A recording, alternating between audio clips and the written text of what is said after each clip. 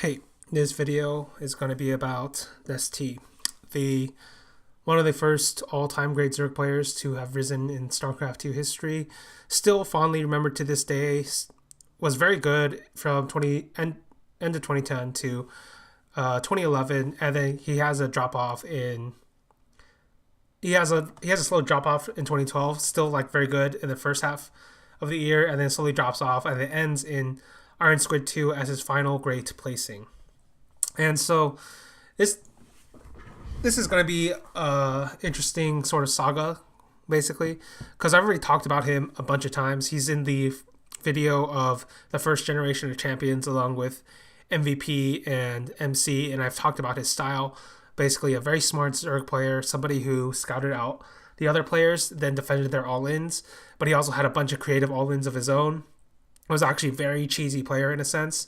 He created like spine crawler rushes. He also had this very famous sort of like layer rush into Roach Queen rush. There's like a bunch of Ninuses, like two base like Zerg Muta play, like a bunch of crazy shit from this guy. But he was also the first player to figure out the macro mechanic of the larva inject.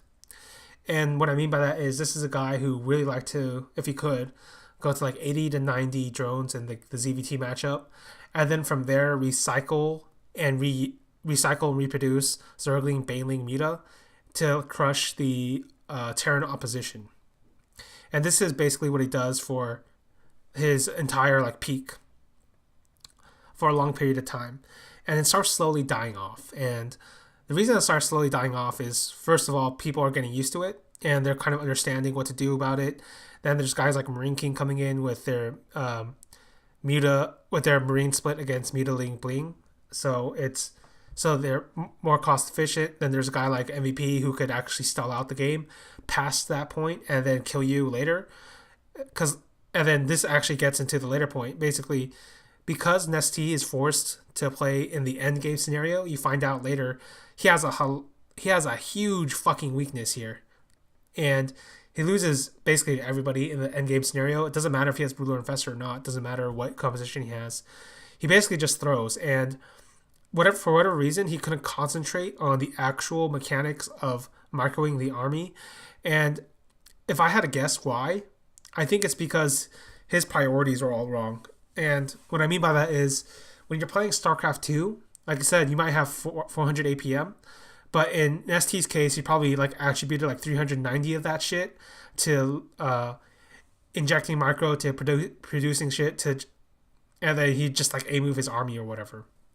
Or positioning his army and then A-moving his army without doing the individual micro of the army. And that actually doesn't work in StarCraft 2, especially when we're talking about high-value spellcaster units like the Infestor. Basically, Stefano was correct in the sense that you have to be the one to micro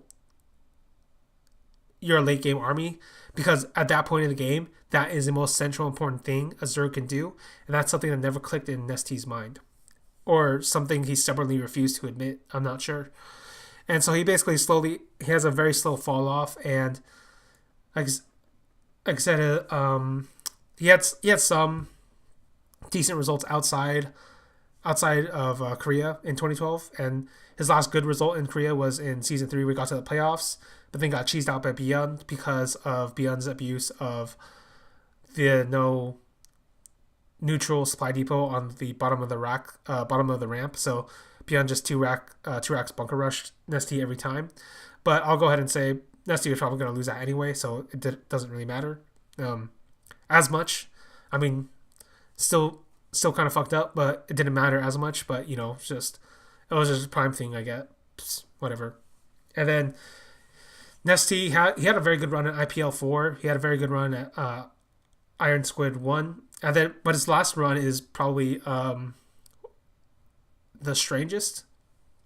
What I mean by that is, by the time Iron Squid 2 happens, Nestea is basically like dead to me, in a sense. I feel like he was never going to come back, but he's able to make it to third in the finals, and third at the tournament.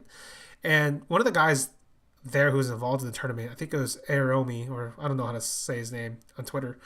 But basically, he told me that Nestea had really wanted to, really wanted to practice for this tournament because he wanted to take his wife to Paris or something.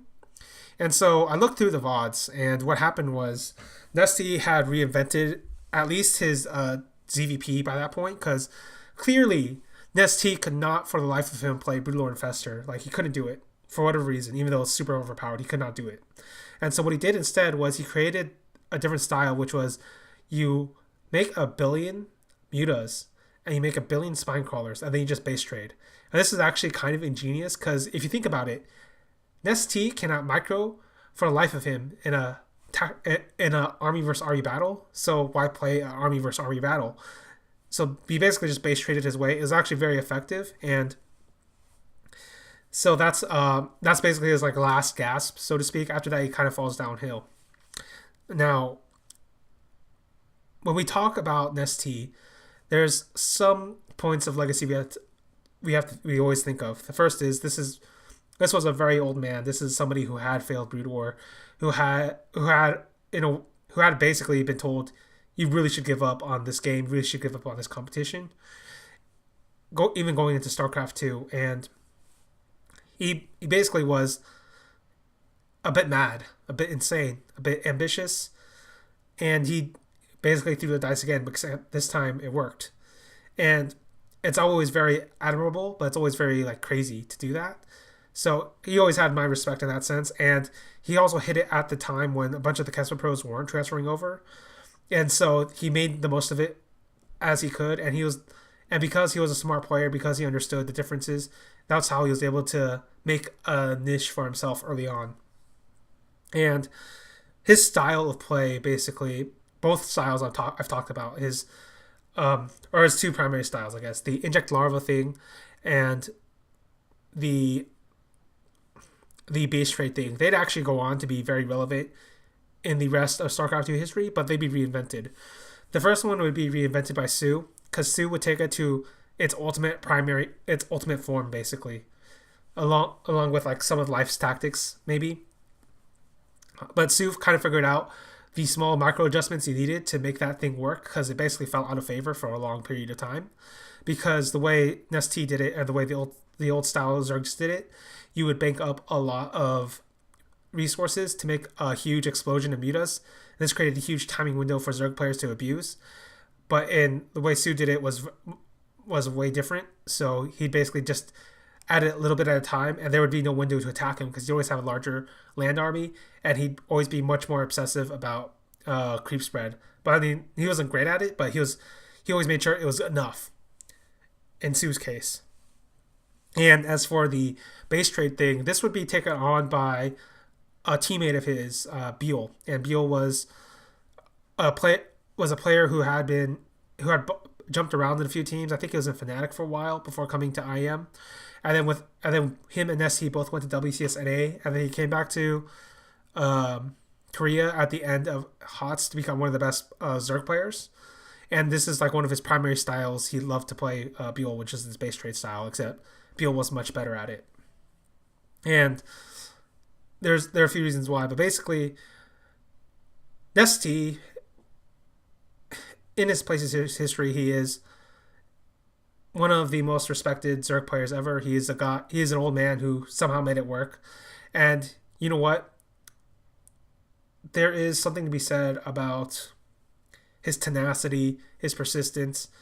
In the face of overwhelming evidence, he probably should have not done it, but he did it anyway. And that's kind of the level of insanity sometimes you have to have if you want to compete at the top, which is like this stubborn unwillingness to admit defeat, even though it's pretty clear you probably shouldn't. And maybe that is enough to finally push you through, if given the right circumstances, of which the Brood War StarCraft 2 transfer over was. This was also a guy who, if we look back throughout the 8 years of StarCraft 2 history, I think he was right. And what I mean by that is I think his ideas of how to play Zerg ended up being right in the end, because in the most competitive era of StarCraft 2, the two of the three best Zergs from that time period, Sue, Buell, and life, right? And two of the three of them actually have very similar ideas to what Nestea does, except they do it better. And so in that sense, I think strangely, even though Sue and Beol, actually maybe not Beol, but definitely Sue go way above the pecking order than Nestea does. In a way, like they kind of like validate Nestea's ideas about strategy, about how to play StarCraft 2, despite the fact that they were in different expansions. And as for and Nessie is kind of inspiring in a way, in a similar like White Raw way, because he's so old, so unwilling to give up. So those are my thoughts about Nessie. A bit rambly at the end, but hope you enjoyed it. See you guys later.